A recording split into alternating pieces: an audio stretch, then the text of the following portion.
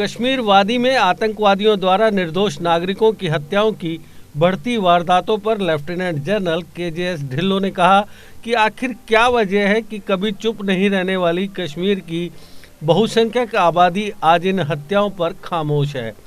वह क्यों नहीं आतंकवादी वारदातों की खुलकर निंदा करती? सिर्फ कुछ खास ही वारदातों की निंदा क्यों? क्या कश्मीरियों को भी पाकी कहलाना है? विदेशों में तो पाकी शब्द एक गाली की तरह इस्तेमाल होता है। बुधवार को श्रीनगर के बादामी बाग स्थित आर्मी कंटोनमेंट में सेना की 15वीं कोर द्वारा आयोजित सेमिनार को संबोधित करते हुए लेफ्टिनेंट जनरल ने कई तीखे सवाल उठाए। यह सेमिनार आतंकवादियों द्वारा मानवाधिकारों का हनन व पिछले 30 साल से कश्मीरियों पर इसका प्रभाव विषय पर आयोजित किया गया। आपको बता दें कि लेफ्टिनेंट जनरल केजेएस ढिल्लों सेना की 15वीं कोर के कमांडर रह चुके हैं और राजपूताना रेजिमेंट के कर्नल भी हैं। उन्होंने हाल ही में कश्मीर में हुई नागरिक हत्याओं में मानवाधिकारों के कथित झंडा बरदारों, स्थानीय व राष्ट्रीय व अंतर्राष्ट्रीय मीडिया घरानों की खामोशी की कड़ी निंदा की। उन्होंने कहा कि जब कभी किसी सुरक्षाकर्मी से कोई गलती हो जाती है तो ये लोग बहुत हंगामा करते हैं, लेकिन आतंकवादियों द्वारा मानवाधिकारों के हनन पर हमेशा खामोश रहते हैं। इन्हें आतंकवादियों के खिलाफ आवाज़ उठानी होगी। उन्होंने कहा कि आखिर क्या वजह है कि कश्मीर साइलेंट मेजॉरिटी अब शांत है। उन्होंने कहा कि आतंक ने कश्मीर को तबाह कर दिया। आम कश्मीरी ही सबसे अधिक आतंक की मार झेल रहा है। Young captain in North Kashmir in district Kupwara, not deployed on the line of control but in the hinterland. I have seen the happenings of that day, few days prior and some days later, and of course 31 years which have passed by. Now, in any conflict or in any disagreement or in any area where ideas don't match, there is a percentage of population which is acted against. There is a percentage of population which acts against that population. They are in single digit. A single digit population was prosecuted. A single digit population, or if you add their sympathizers and all, may merely make it to few percents.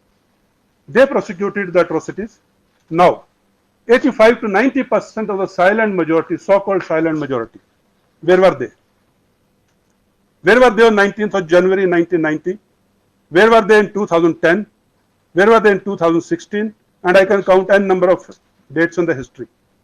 And where were they in the month of October 2021? Or where are they? They, the silent majority, otherwise are very loud voices at times.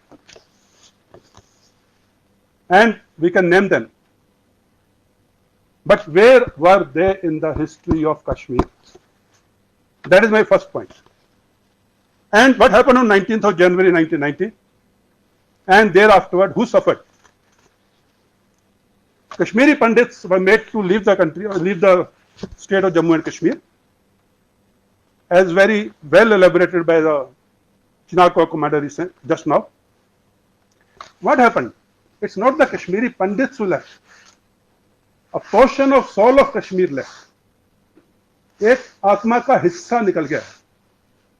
Kashmiri Pandits were the mainstay of education system in Kashmir, and we all know it.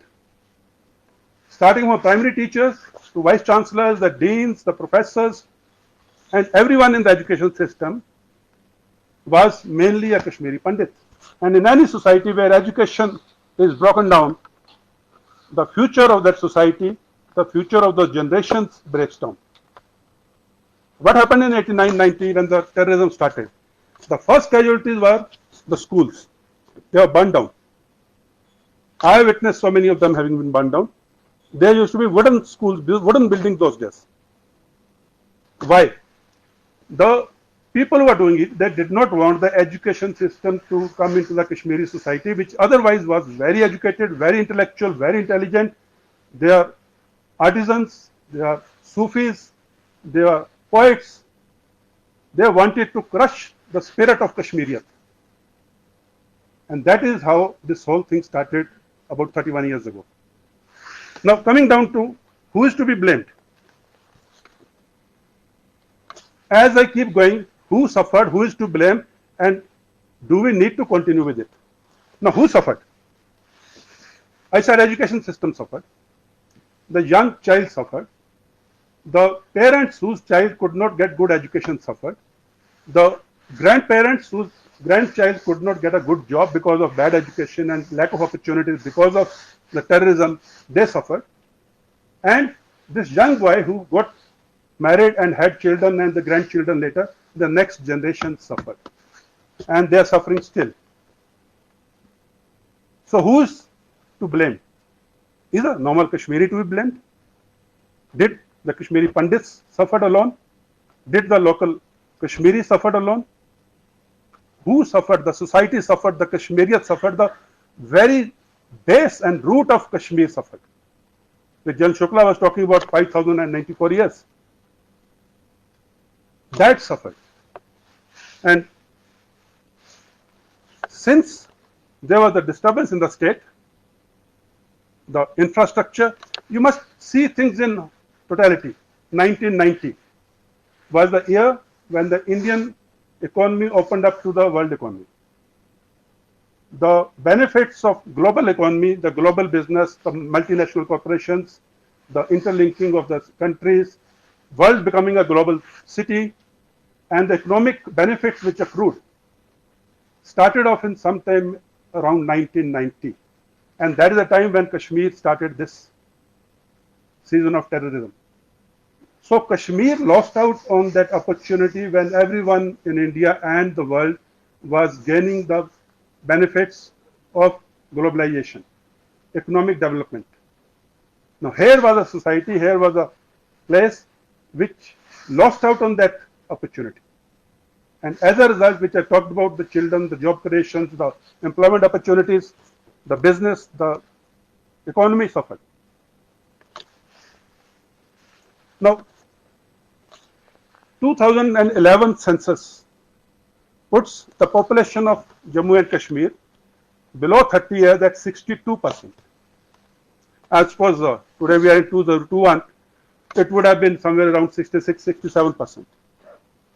What does it mean? It means the 66% of the population is below 30 years. That means they are the children who are born during this conflict time. They are children of conflict. They have been born and brought up during the gun culture. They have been born and brought up during the bands, strikes, hartals, curfews, crackdowns. They have grown with a scar on their psyche. They have grown through the radicalization, they have grown through the propaganda, they have grown as small kids being told or a particular thing being interpreted in a particular manner. So their reasoning is affected or clouded by the 30 years of their lifespan. Now what do you expect these children, who are the 66% of the population today, to see reason as any other child of the world? So there is a problem there. So we need to understand, when we talk to a Kashmiri of 30 years and below, he has a issue because he has been brought up in that society. He has been brought up in those conditions. And we need to understand his psychology also, or his psyche also. Agriculture, horticulture, fruits, apples, saffron, walnuts, almonds, other fruits is the mainstay of Kashmir. Now in 2019, when the apples were burned down, when the truckers who came from the other side of Banhal, they were shot down. Now what was it like? In one of the interactions earlier, I gave this example. What is a farmer's biggest asset? A farmer will put his son outside in the snow and rain, but he would make sure that his crop is protected. A farmer nurtures his crop for 6 months like a child. And when the crop is at the peak of harvesting, and then someone comes and burns it down, it's like killing a young child in front of the parents. That's what happened in 2019. When the apples were burned down, the truckers were killed. And that's happening again now. So we need to understand, we are being attacked at the very root of the society. May it be education, may it be business, may it be your livelihood. And who is doing it? Anyone who's killing my child, anyone who is destroying my crop, anyone who's not letting my child study is definitely not a friend of mine. This has to be understood by a common Kashmiri. Now, the other point is,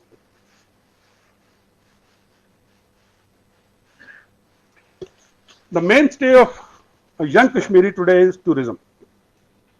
May it be yatra, may it be trekking, may it be skiing in Gulmarg, may it be, your artisans, the carpets, the carving, the paper mache, or the dry fruits.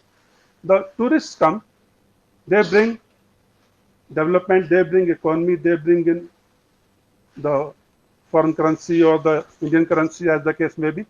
So if the peace is not there, we have seen seasons where there have been no tourists.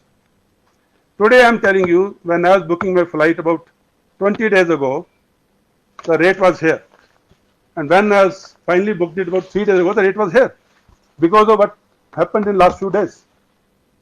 The hotel bookings have got cancelled, the flight bookings have got cancelled because nobody is wanting to come to Kashmir because of the type of terror which has happened, killing of innocents in the past few days. Now, if there is no hotel booking, if there is no tourist coming to buy stuff from a shop, if there is no tourist coming to sit in a sumo or on a pony, then who is suffering? That is the question we have to ask. These killings are against the common Kashmiri who is suffering because the tourists are not coming. And I am just giving one example. We have to introspect on these aspects.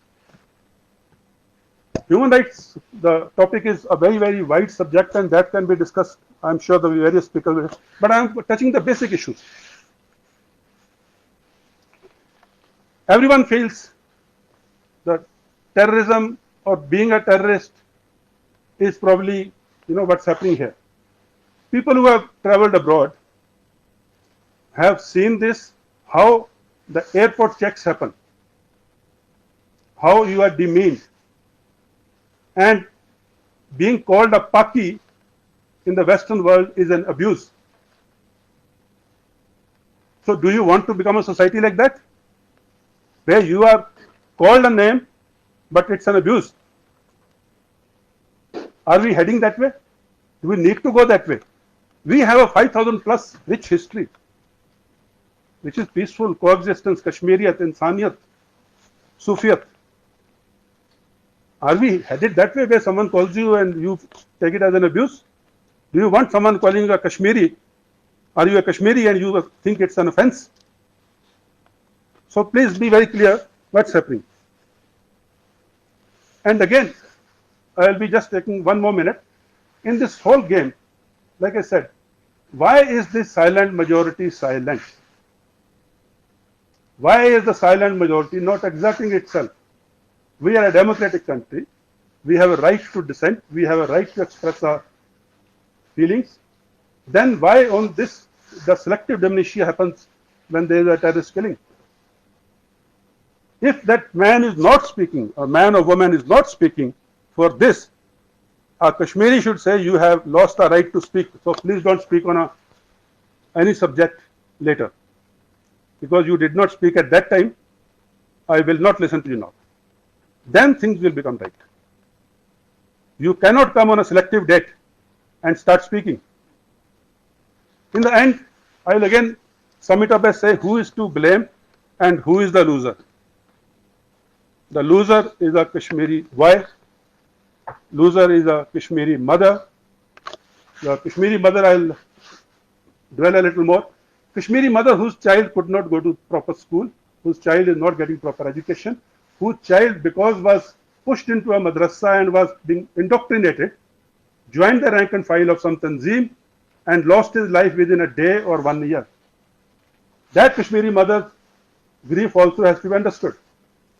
The system which came into being after 90s took her son away, either by not giving him a proper education or a proper job later, or by he joining a tanzeem and getting killed in some encounter somewhere. Either way, the grief of that mother stems from the rot of terrorism. And we need to address that. as a society. Thank you, gentlemen. Jai Hind.